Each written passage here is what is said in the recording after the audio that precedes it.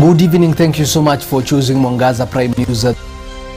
To our 9 p.m. bulletin. My name is Kelvin Kariba and our sign language interpreter is Laurin Wamboi.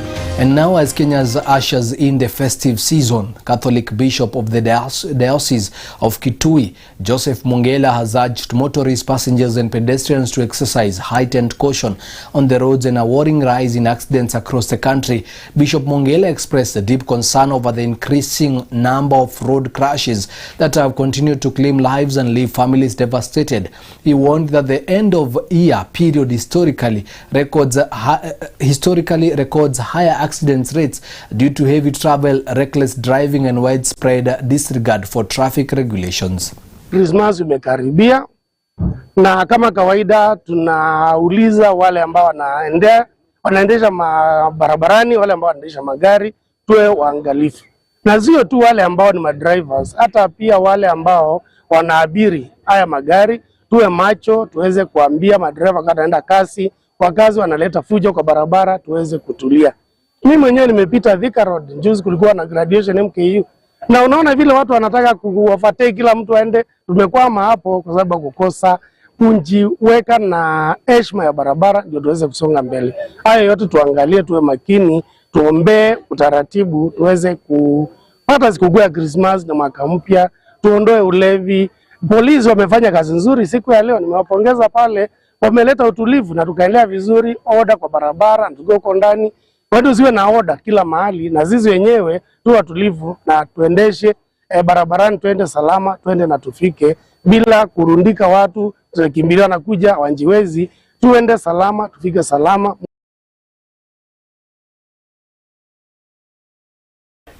The Member of Parliament for Ikolomani, Bernard Shinali, has threatened to go to court to sue the National Environment Management Authority and the Shanta to compel them to renovate and reconstruct the offices and classrooms that were damaged at Musali Primary School during a conflict that occurred last Thursday. Speaking in Malinya area of his constituency, Shinali condemned the destruction, pointing the finger of blame at the two organizations, demanding that they take responsibility. Mimi nataka kuambia wale ambao wameleta siasa ya Ikolomani, gold mining, msimamo wangu, it has always been for the people of Ikolomani. Amen. Kwa sababu there is no way you can get an investor ambaye anakuja kuhamisha watu. Nowadays we have modern technology of mining. We must have a win-win situation. Kwa sababu yule investor Shanda Gold, sisi kama counties we support mining, but we don't support mambo ya kuhamisha watu without consultation. Na hivi sasa with modern technology we can still do mining bila kuhamisha watu. I've challenged Shanda Gold ya kwamba tutumie teknolojia ya kisasa ili tufanye mining pale Ikolomani bila kuhamisha watu wetu. That has been my stance, and we should not politicize mambo ya mining kule Ikolomani. Human rights group in Kenya have called for accountability of all deaths committed on innocent Tanzania while demanding the resignation of Tanzania President Samia Suluhu Hassan for undermining human rights ahead of the planned 9th December mass protest that occurred today. The rights groups have championed for UN independent international investigation through Africa Commission on Human and People's Rights with cooperation from United Nations special procedures in reviving what fully happened in Tanzania and legal action against the leadership. Tomorrow we will be in solidarity, we will be with them in prayer and also in action. We want to state this categorically, that there must be accountability for the deaths that have occurred and for the many atrocities that have been committed in Tanzania. What Tanzanians wanted over the last few months, they have peacefully called for constitutional reforms. They have peacefully called for electoral reforms. They have peacefully called for change in their country. But the response they got was violence, killings, and disappearances from their government. Kama watetezi wa haki, pia tukizungumzia serikali yetu ya Kenya, tungependelea haraka iwezekanavyo waweze kumuondoa balozi wa Kenya nchini Tanzania. Vile vile tunataka ubalozi wa Tanzania hapa nchini Kenya ufungwe haraka iwezekanavyo. Over 2,000 people now face fabricated charges of terrorism, treason, and destruction of property. Lawyers defending detainees are themselves being arrested. Families searching for missing loved ones are being threatened or detained. Civil society organizations offering legal or humanitarian support are being criminalized.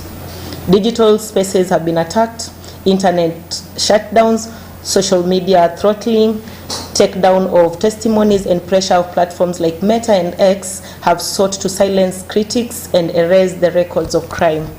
Watanzania wasiogope, tuko pamoja nao. Usizime mitandao ya kijamii, usizime internet.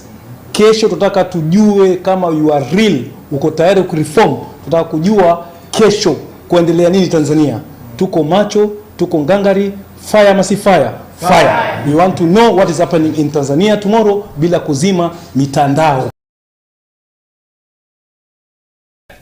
The governor of Narok County has challenged the ministers in his government to increase their efforts in service delivery despite their impressive performance throughout the year. Speaking in his address while witnessing the re-signing of the performance contract for his government staff at the county headquarters, Governor Tutu commended the performance of his departments and pledged to intensify efforts.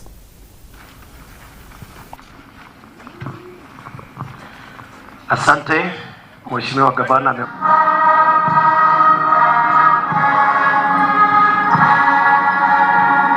And I want to assure you, through your work and through your advice, we have been able to achieve a lot, particularly on projects that we have promised our people.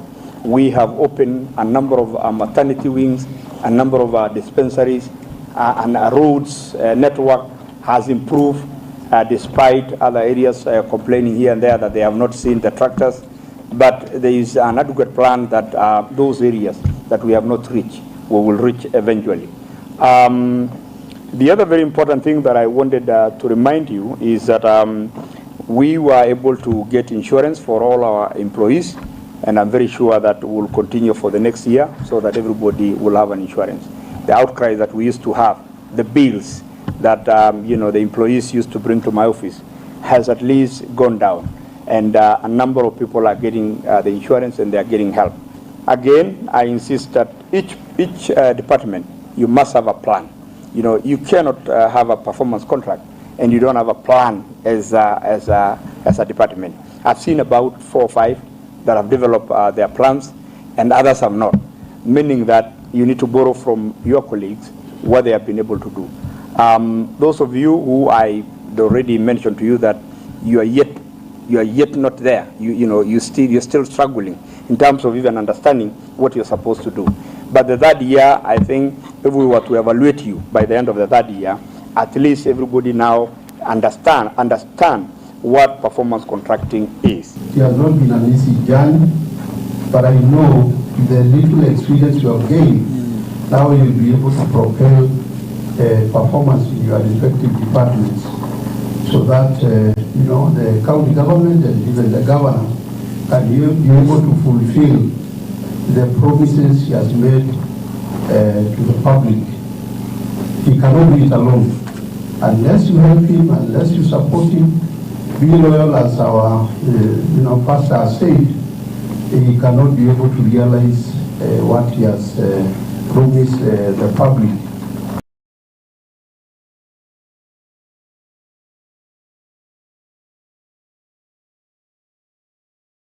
And still on counties, the governor of Trans Nzoia County has criticized the national government for failing to release devolution funds to the county government, stating that this is crippling activities in many public hospitals.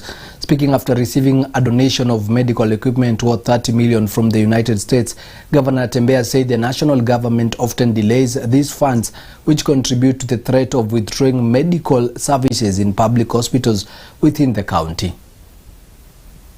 Kuna pesa ambayo tunadai nyingi sana kutoka kwa SHA. lakini hatupati fedha. Hizo fedha tuna claim lakini hatulipi. Sio Trans-Nzoia peke yake, ni counties nyingine nyingi. Imekuwa ni kama tunasaidiwa na free service. Na itafika mahali tusipopata msaada kama huo, hata madawa labda tutaweza kununua. Maana tukipana claim zetu zisipokuwa refunded na umetumia fedha tayari, inafika mahali kunakuwa na challenge. Wakati mwingine ikosoa serikali, some people take it negatively. Wanaona unapiga serikali bure tu.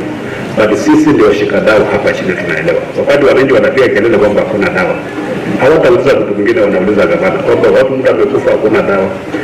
Ndio wanajua mahali problem iko, lakini kuna mtu ambaye anataka unyamazi. Useme unyamazi tu kwa sababu ukiongea wewe utakuwa ni mbaya. Sisi wengine wetu tumekubali waje tukiwa mbaya, tuseme tu ukweli. Hapana namna gani? Tuseme tu ukweli ili suluhisho patikane. Maana kama haifanyi kazi, hata wenyewe wanajua haifanyi kazi. Kwa sababu mambo mali ile sura za serikali iko nayo, ambayo imeseta aside kulipia maneno ya SHA. Na ile claims ambazo wananchi wametibiwa na claims, hiyo pesa itoshani. Ile pesa imeweka na ile claims ziko nyingi kuliko fedha. Kwa hiyo lazima kutakuwa kuna madeni. Kama kuna mtu ambaye anaambia president, maana president huwa anaambiwa kwa anakuwa brief, ambaye huwa anamwambia kwamba SHA inafanya kazi, ili watungaji kwende muombe mtu, maana mtu ndio adui ya Kenya kabisa. All you need to tell the leadership the truth, so that the truth, the reality can be faced.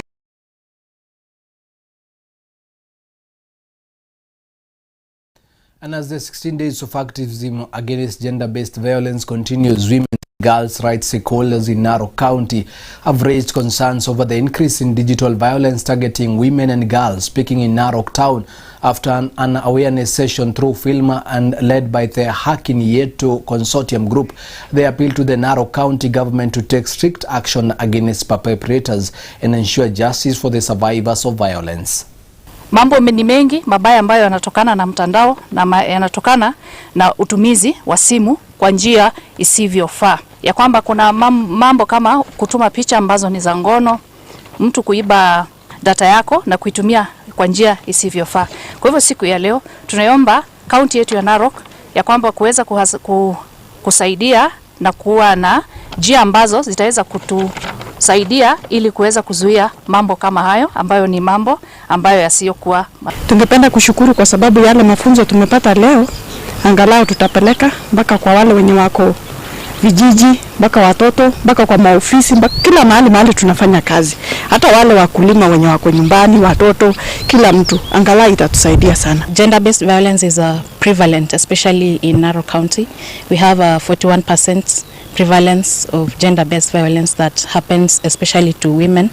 And more interestingly is that most of these cases remain unreported.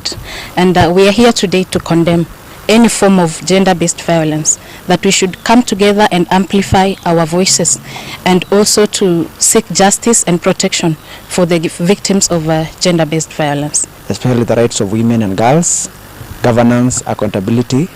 It's a project for all Kenyans, and especially technologically facilitated gender-based violence, that yes, gender-based violence cannot only be a physical violence, but it can also be initiated technologically or digitally, and that's why we came to learn as young men and women to the dangers of that we need to use our digital equipment very well. But one thing I've learned is that gender-based violence cannot only be based on women. Also men can be technologically harassed by even women, and we are being cautioned on that, especially the young people, the young generation, the agencies. We really use that as a way of bullying people, but now the law is on our hands. And from that story, our dear viewer, we take a short commercial break, but we'll be right back with more stories in a moment.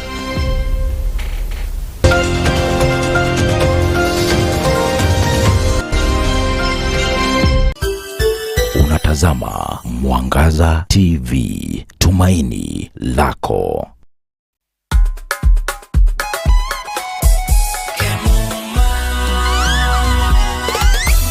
Ukitaka mali safi kuja Kemuma, CCTV utapata Kemuma, mulika mwizi, electric fence utapata Kemuma, automatic gate utapata Kemuma, fire system, alarm system, fingerprint, automatic gate, safi. Kila kitu ya security ni Kemuma. Tumetambulika Kenya nzima Kemuma. Twende nalo Kemuma. Njoo na mi twende Kemuma. Vitu ni fresh, mali yote fresh. Hapana deal na mtumba, kila kitu ni fresh. Ukitaka mali safi, njoo nami twende Kemuma Engineering System. Kwa security tuko fiti, hatuna competition, wanajua tuko fiti. Suka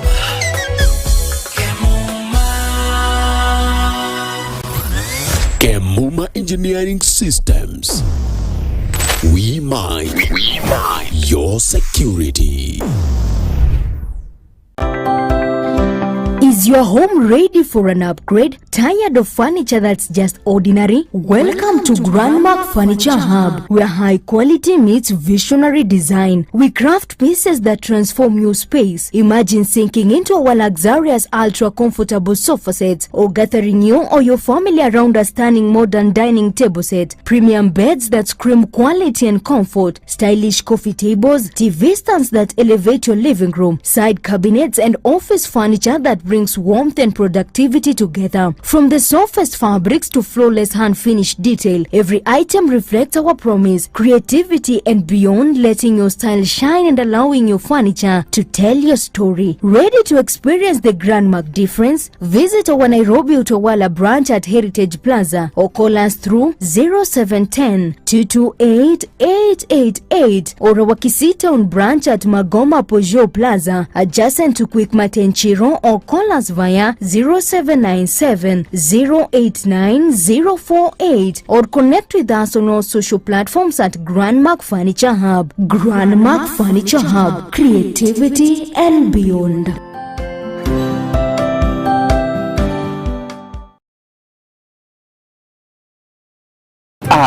Kumbe hata unanipigia ushafika.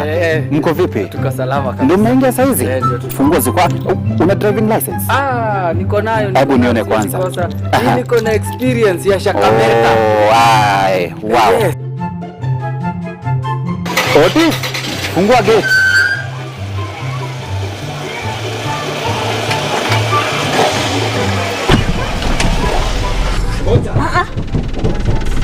Shuka kwanza.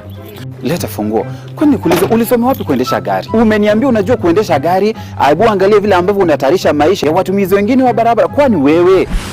Na uliniambia unajua kuendesha gari. Wewe na Shakameta mko hivi. Nini imefanyika? Hebu ingia, nataka nikupeleke Jewel Institute of Advanced Driving School. Utende ufanye refresh, kusema kwamba ujikumbushe. Hebu ingia hapo hivyo twende. Excellence and quality driving school instructions is what Jewel Driving School offers. It gives you an experience like no other, accredited by NTSA. A driver's safety comes along with careful driving, bearing in mind other road users and pedestrians included. We offer theoretical driving classes, executive classes and refresher courses. We offer training on both manual and auto transmission vehicles, and our training are based on the new NTSA curriculum. We are located 5th floor, Jewel Complex, Ruesambu, next to TRM Thika Road. Come join us and experience a driver's confidence. Jewel Driving School. Drive with confidence.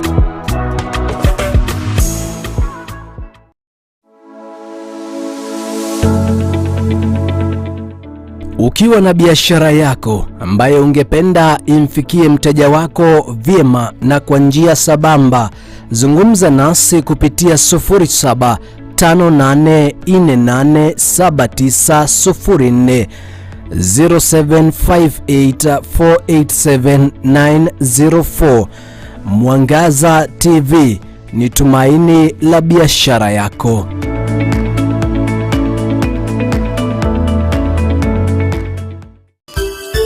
Unatazama Mwangaza TV, tumaini lako.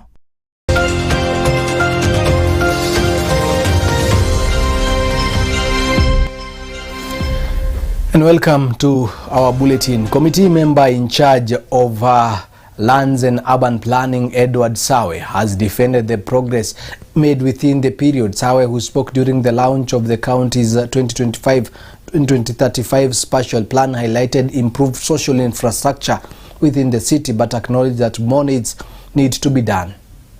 Inter-county plans, I think very few which have been done in this country. Within the space of 1 year, when we have converted city status, what we have done as a county is to ensure that we expand the social infrastructure. By that I mean the roads within the city. We have worked closely with other stakeholders, and especially the KISIP social infrastructure program funded by the World Bank, to ensure that we open up the roads within the city. Using the same component as well, we have ensured that we increase the water and sanitation programs within the city as well.